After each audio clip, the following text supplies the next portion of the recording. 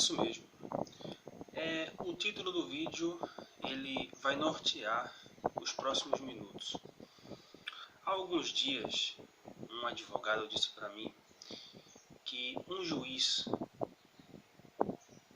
não precisamente, mas é uma informação, que um juiz ele julga por ano de 7 a 10 mil processos. E por essa razão, nós temos um judiciário abarrotado, pois temos poucos juízes para uma demanda enorme que não consegue suprir pela quantidade de juízes no judiciário. Pois bem, eu vou abordar, por exemplo, os Correios. Pelo menos os Correios de algumas cidades, ela funciona das 9 às 13 horas. Isso eu não entendo por que a sociedade ainda aceita. Eu até entendo porque parte da sociedade admite que trabalhar 4 horas ou 6 horas por dia, essa é a carga horária, em grande parte dos órgãos públicos, é excelente. Sim. Quem apoia essa carga horária são a grande parcela da população que desejam entrar na administração pública. Mas a outra parte, que não tem interesse algum de entrar na administração pública, elas sofrem nas mãos desses que adoram uma carga horária de 4 horas por dia ou 6 horas por dia, como é o caso de muitos órgãos públicos, principalmente prefeituras. Mas o número de pessoas que entram na administração pública é extremamente menor do que o número de pessoas que contribuem e que não têm a menor intenção de fazer parte do que eu denomino estelionato. Há muito tempo que eu denomino isso como estelionato social. E alguns outros que são muito mais, que já têm um estudo mais aprofundado sobre o assunto, chamam de máfia estatal.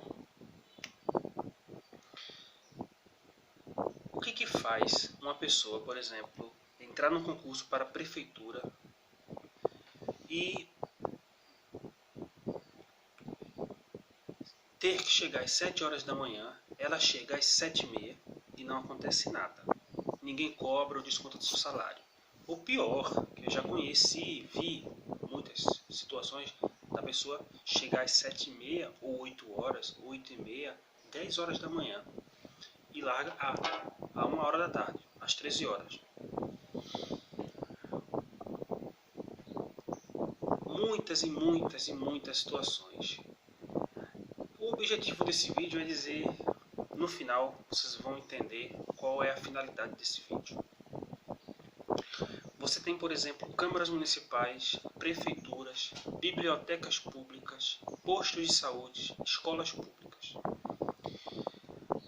Todas elas são corruptas, corrompidas e corruptas, pois elas mantêm um sistema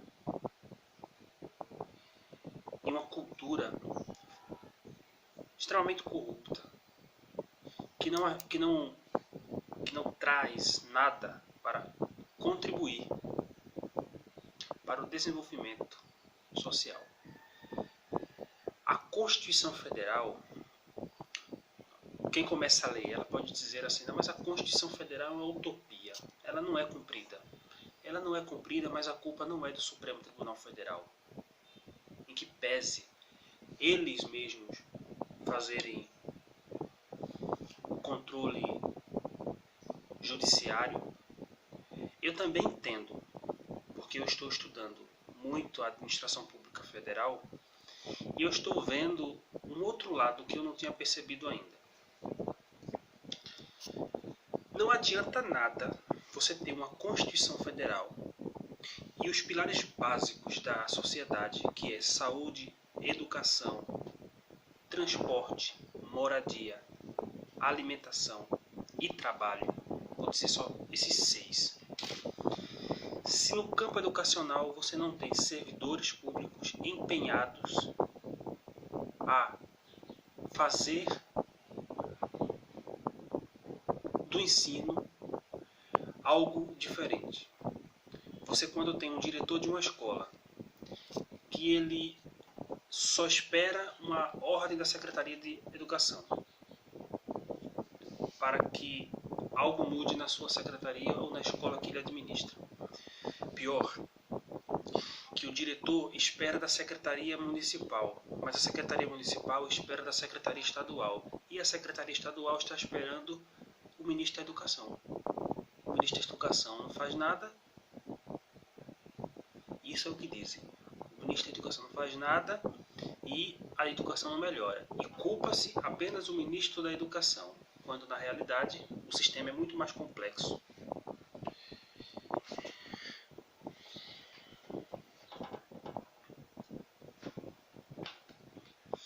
Então,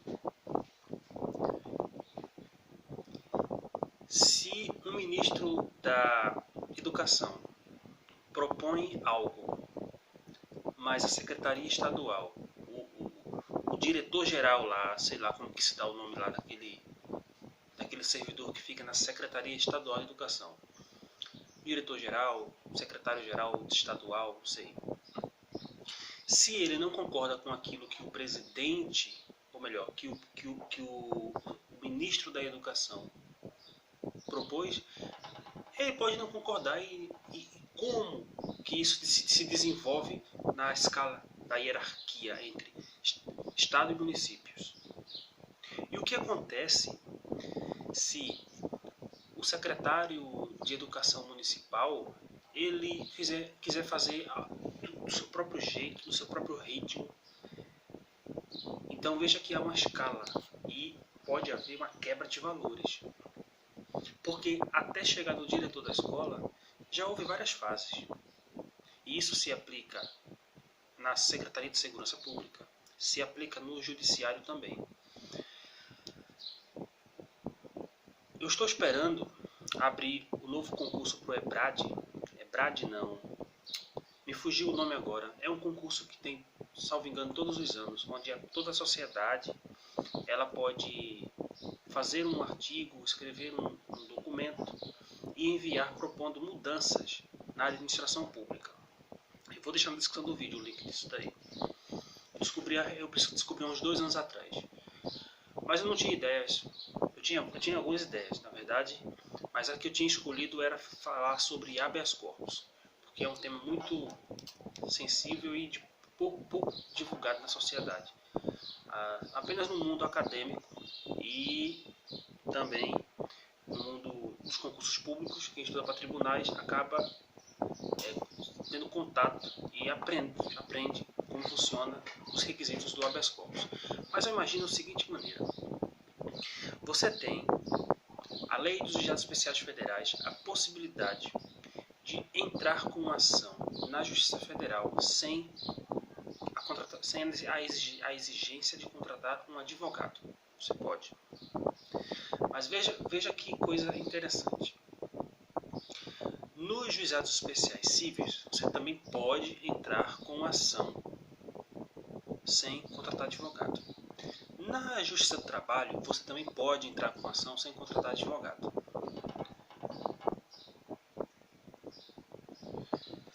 O problema vai partir da Justiça Federal até a Justiça Estadual.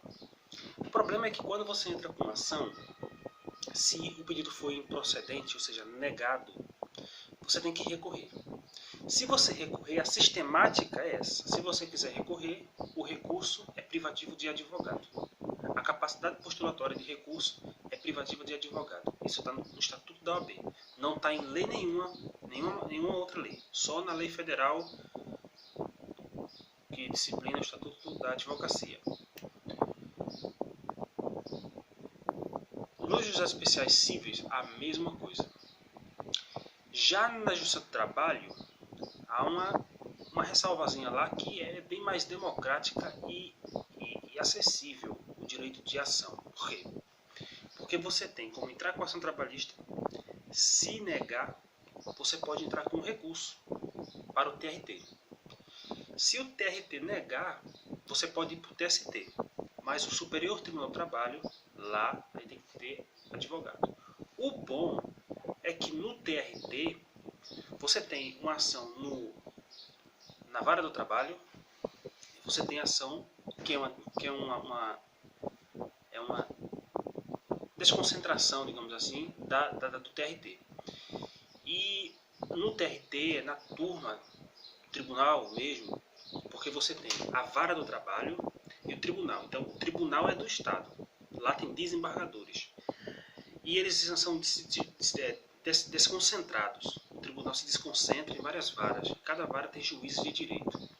Então, tem desembargador no tribunal e juiz de direito trabalhista nas varas de trabalho. Você pode entrar com uma ação na vara do trabalho sem advogado. Se ele negar, ou se der algum problema lá que foi improcedente pedido, você pode recorrer para o TRT. Aí vai ter um desembargador que vai poder reavaliar o seu pedido através de um recurso. Se ele negar, já era. Aí cabe recurso para o TST, nessa hipótese tem que ter advogado. Contudo, nesse cenário, você tem a Constituição, que fala que a advocacia, ela é a defensoria pública, ou é a advocacia pública, é essencial à administração da justiça, é essencial. Aí eu entrei com o habeas corpus no Superior Tribunal de Justiça, em maio, e intimou o ministro Renan Soares da Fonseca, da 5ª turma do Superior Tribunal de Justiça. Ele não negou. Quem vai dizendo que ele negou? Antes de entrar em recesso em julho, quer dizer, antes dele entrar em recesso em julho, já tinha intimado 2 vezes a Defensoria Pública de Pernambuco. Na 3ª vez eu consegui entrar em contato com ela, e ela, em agosto, já depois do recesso do STJ, mandou lá a documentação. Estou aguardando que ele está concluído para julgamento. Já intimaram o juiz de execução, juiz do júri, já intimaram o tribunal e a Defensoria Pública e o Ministério Público. Passou pelo Ministério Federal, agora está com o relator concluído para julgamento. Só que eu percebi uma coisa. Desde a época da faculdade, eu já tinha visto algumas sentenças e professores falando que alguns juízes, quando é causas que não sejam privativas de advogado, o juiz recebe aquilo aí e quando ele percebe... Não, primeiro, antes de eu dar esse outro exemplo. Quando uma pessoa vai presa, o juiz, ele intima o preso, se estiver preso, foi preso em flagrante, está preso. Ele intima o indivíduo para apresentar resposta à acusação em 10 dias, está no processo penal. O juiz intimará o preso que estiver recolhido para que apresente resposta à acusação em 10 dias. Caso ele não apresente a resposta em acusação em 10 dias, o juiz remete os autos à Defensoria Pública, porque é nulo o processo quando o réu ele não tem advogado, é nulo, porque o Pacto de Direitos Humanos, a Convenção Americana de Direitos Humanos, ela exige que ninguém possa ser processado sem que tenha o direito de um advogado, e muito pouco, se eu não me engano, de 1990 foi que a Defensoria Pública foi criada no Brasil. Eu posso estar enganado, mas a Defensoria Pública é muito nova. Tem muitos estados aí que as cidades não tem nem Defensoria Pública, prédio da Defensoria Pública. Eles estão, por exemplo, aqui na cidade que eu moro, no único prédio que era do fórum ficava o Ministério Público e a Defensoria Pública. Ganharam independência o Ministério Público. Agora eles têm um prédio bonitão lá, mas a Defensoria Pública continua com uma salinha lá, escanteada, sem recursos. Cidades menores, bem menores do que algumas outras cidades que eu conheço, a Defensoria Pública tem um prédio do lado do fórum. A promotoria fica do outro lado. Mas tem cidades que não têm esse recurso. Então a Defensoria Pública ainda está muito frágil. E a Defensoria Pública é essencial à administração da justiça, como bem diz a Constituição Federal. Então, se você entra com uma ação contra a Previdência Social e o juiz nega o pedido, ele tem a obrigação de intimar a Defensoria Pública da União para tomar as providências que entender cabíveis ou necessárias em defesa do direito daquela pessoa que teve o seu pedido negado por ele mesmo, assim como é feito com o preso. Felizmente é feito com o preso, né? Porque eu até me impressiono, porque no cenário que eu observei de uns dias para cá, onde você tem servidores públicos que se esforçam extremamente para entrar na administração pública, mas o compromisso dela, não há compromisso. Ela não tem compromisso. Não existe, por exemplo, se eu quero ser um oficial de justiça, eu vou estudar para ser oficial de justiça. E o que eu quero com isso? Só ser um oficial de justiça. O que um oficial de justiça faz? Entrega intimação, entrega citação, cumpre mandado de busca e apreensão. Só. Não faz mais nada. Ele não redige ordem. Ele só faz cumprir as ordens do juiz. E o que um juiz faz? Ele dirige a instrução processual para controlar a constitucionalidade do processo, da instrução do processo. Mas eu me deparei, por exemplo, com uma situação que é o seguinte: o controle de constitucionalidade, ele tem requisitos. Normalmente quem faz o controle de constitucionalidade é o STF. O STJ, ele também pode fazer. Os tribunais também podem fazer. Mas a doutrina fala que um juiz de direito... Um exemplo, eu faço um concurso para juiz substituto, passei. Me torno juiz titular de alguma vara. De algum fórum, quero dizer. Que é a mesma coisa, né? Porque esse nome é meio ridículo. Vara. De algum fórum. Então, chega um advogado e faz uma petição. E ele traz uma lei. O Ministério Público, em dada situação, ele vai ser intimado a se manifestar nos autos. E aí vem o Ministério Público com um decreto. E diz: esse decreto, segundo esse decreto, esse pedido dele deve ser negado. Então eu olho para o decreto, olho para a lei e digo: esse decreto, ele é inconstitucional. Ele é inconstitucional porque ele supera a própria lei e viola várias garantias nesse processo. Ele não faz isso. Ele não faz esse controle. O juiz não faz controle. Porque não é dado a ele o controle de ofício.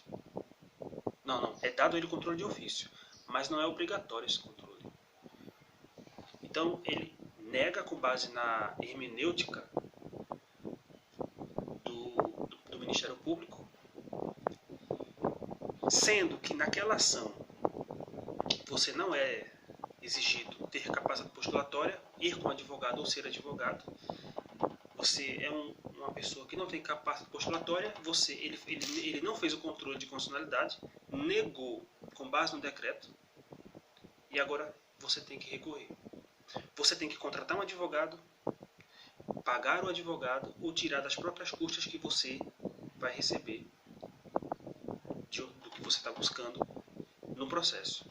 Então eu acredito que tecnicamente o juiz ele não incorre em abuso de autoridade se ele prejudica a parte dessa forma. Mas eu sugiro que foi o que eu fiz essa semana para ver no que vai dar. Mas no meu caso é uma ação na Justiça Federal. Eu provoquei o Conselho Nacional de Justiça e provoquei o Ministério Público Federal. A depender do desenvolver do processo administrativo de controle dessas questões que eu estou refletindo, eu vou vou testar e eu vou trazer aqui o resultado depois. Vou pegar as decisões que surgirem nesse contexto que eu representei para esses dois órgãos e aciono a OEA, que é a Organização dos Estados Americanos, que é uma instituição abaixo da ONU, mas que nada impede que eu vá na ONU, porque existe sim, nessa hipótese, uma violação de direitos humanos. Direitos humanos não só é na esfera criminal.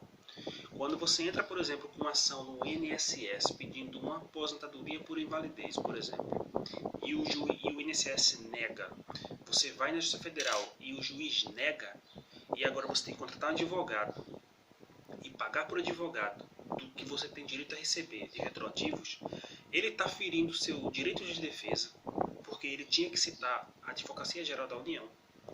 Aí eu provoco o Ministério Público Federal e o CNJ. E os dois, por exemplo, disser, o CNJ falar, não temos controle sobre isso aí.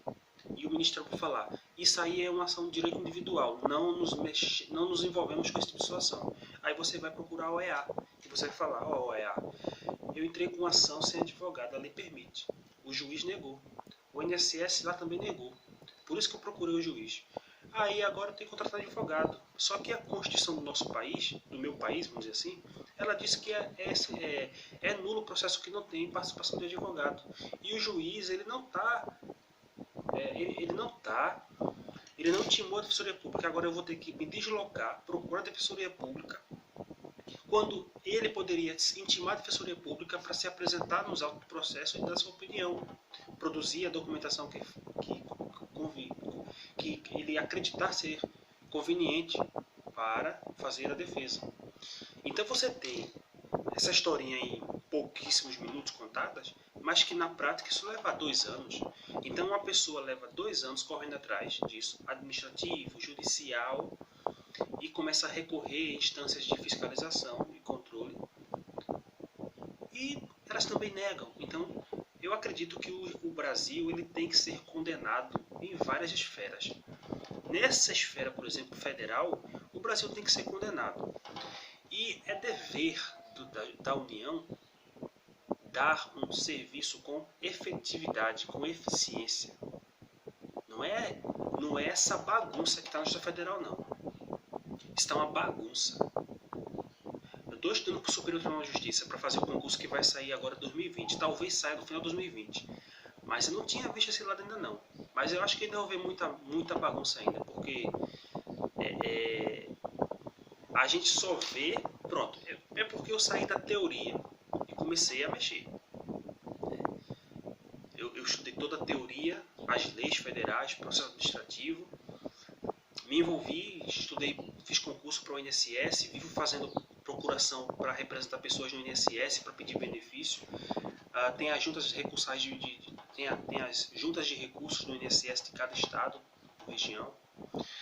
Já fiz recursos também. Então, dessa vez, eu percebi que o primeiro contato que eu tive, porque eu já tenho 3 processos na Justiça Federal, uma contra a Caixa Econômica e outros 2. Mas essa que eu entrei sozinho, realmente me surpreendeu. Me surpreendeu porque